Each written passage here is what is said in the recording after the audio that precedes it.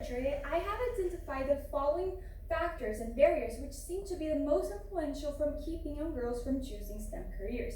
So firstly, vertical segregation is that which refers to segregation inside STEM careers, such as that of men earning more than females, or males having higher positions inside the STEM market. Horizontal segregation refers to that in which parents and teachers influence young girls' career choices. And inside that, we have the importance of local high school influence, as researchers from Columbia University have shown that girls are more likely than boys to change from a STEM orientation to a non-STEM orientation from middle school to high school. And this highlights the importance of adolescence in shaping young girls' career choices. And lastly, the last barrier is girls' beliefs in their abilities, as a study has found that girls cite lack of ability as a reason as to why they don't join STEM careers, despite preferring math over other subjects in school. And this is important since gender differences in perceived skills appear to diminish women's interest in STEM. And another evidence that shows this importance is that small differences in confidence and math ability have been shown to have a large aggregate effect on career choices. So even if boys are only slightly more confident in math than girls, this could have a large impact on them joining STEM careers or not. So a concept that is similar to confidence is self-efficacy, and it was developed by Bandura. And it can be defined as internalized beliefs about one's ability to perform specific behaviors. And it has been shown to predict achievement more accurately than ability alone. And this is important since people with low self-efficacy have been shown to be less probable to value STEM education and pursue STEM-related aspirations. So if women had lower self-efficacy than males, they could be less probable in joining STEM careers because of that, at least in part. And this is important since women have been shown to perceive themselves as academically weaker than men, so they could have lower self-efficacy than males. And this concept has been measured by the new general self-efficacy scale by Chen, Gully, and Eden, which I will also use in my study. And all of this research leads to my gap. Firstly, no studies have been done comparing boys and girls' self-efficacy in math and science and how it differs before and after high school.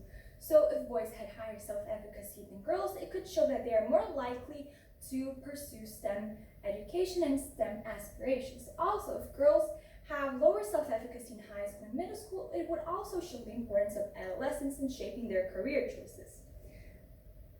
And also, the previous studies do not attempt to study the relationship between boys and girls' self-efficacy and their academic performance.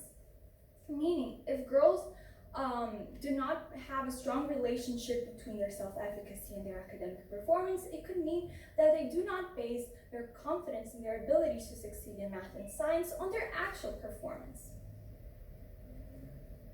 And all of this led to my research question, which is, does the influence of academic performance and self-efficacy beliefs in math and science differ across gender and between middle school and high school students in the school of this study, which is OLM? And to answer this research question, I will conduct a study to test the following hypotheses. Firstly, boys' self-efficacy beliefs will be more strongly influenced by their academic performance and higher than that of girls. So as I said before, if I do find that self-efficacy is higher for boys, it means that they may be more confident in math and science than girls, and therefore more likely to join such careers. And also, if it is more strongly influenced by their academic performance, it could show that they base their perception of their ability to succeed on their actual performance. And my second hypothesis is that girls' self-efficacy decreases as they progress into high school. And if this is true, it will show the importance of adolescence into shaping whether girls go into STEM or not. And to test this hypothesis, I have developed the following methodology, which will be part of a causal comparative research.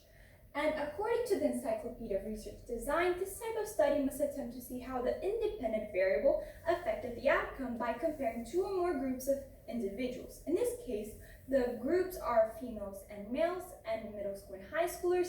The independent variable is final grades in the previous academic year, and the outcome or dependent variable is self-efficacy. And to test, as part of this type of study, I have distributed a self-administered survey to 8th graders and high schoolers in which I collected firstly the new general self-efficacy scale to calculate the self-efficacy scores and averages for certain grades and genders. And the second part, I collected factual measures such as final grades and PSAT and MAP scores. And to analyze the relationship between final grades and self-efficacy, I will use R-squared, which is the coefficient of determination. And if you don't know, R-squared measures how well data points fit into the least square regression line or the trend line. And according to the Grand Canyon University Center, R-squared is a good indicator of how influential the independent variable is in causing changes in the dependent variable. And for my study, an R-squared greater than 0.70 will be indicative of a strong relationship between self-efficacy and academic performance, and an R-squared less than 0.70 will indicate a weak relationship. So now I'll go to my analysis, firstly my math analysis, and I will show some graphs which have similar trends. Firstly, this is the 8th grade. I have males here and females here. And if you cannot see, these are their R-squared values, so 0.175 for girls and 0.684 for males. So you can see that both of them are less than 0.70, so they're weak relationships. Yet, this is much stronger for males, meaning that although it cannot be stated that both genders, that neither gender bases their self-efficacy on their actual performance, it seems that males do base this perception more on academic performance than girls.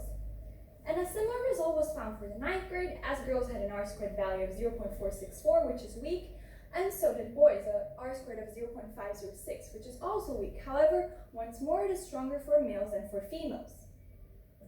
And lastly, I had a similar result once more in the 12th grade, with both R-squared values being weak, but again, this value is stronger for males than for females, meaning that they seem to base their self-efficacy more on their actual grades than girls. Of course, there are some exceptions to these results, especially in the 10th grade and the 11th grade. The 10th grade was the only grade level in which females had stronger R-squared values than males, yet it was also weak for both genders. And the 11th grade, both females and males were strong R-squared values, but it was still stronger for males. So these are females' results, as I said before. R-squared is higher for females in the 10th grade and lower for females in the 11th grade, but still strong. And so overall, I can say that the R-squared are weak, less than 0.70, yet it is stronger for males. So although it can be stated that neither gender seems to base their perception on their actual academic performance, it seems that boys do that more than girls. And self-efficacy is also higher for females, so they seem to be overall more confident in math, but they also had higher final averages in 3 grade levels and the same were lower in 2. And their math or PSAT scores were also higher in 3 grade levels. The exception was the 8th grade, in which boys had a math score that was 3 average points higher than females. And in the 12th grade, in which I was not able to collect all males' PSAT scores, as some of them did not record them or some of them did not do the test. So it does not reflect the mean of the true mean of the sample. And now, and basically this data disagrees with biological theories, as it does not show that girls are worse than boys in math, and actually it shows that they are better in this sample than boys in math. And now I'll go to my science analysis. I'll also show some graphs with similar results to the math one, but it was slightly different. So as you can see, for both genders, the R-squared values were weak, again, extremely weak in fact, but it was slightly stronger for females than for males, so 0.134 and 0.126. In the 11th grade, this was also a similar pattern, as R-squared was 0.608 for females, so it is not strong, but it's closer to 0.70, and for males, it was 0.193, so very weak. And the same can be shown in the 12th grade, as R-squared was once more much stronger for females, 0.65, so closer to 0.70, and very weak for males, as you can see 0.001, so practically no relationship. So overall, once more, the R squared are weak, so for neither gender it can be stated that they're based their confidence in their ability to succeed in science on their actual grades. However, it was stronger for girls in most grade levels, meaning that they seem to, for science, to base their perception more on their actual performance than boys. And self-efficacy was also higher for females in 4 grade levels, and so were their final averages. So based on these results, I can conclude that my first hypothesis was only partially true, because although self-efficacy was not higher for boys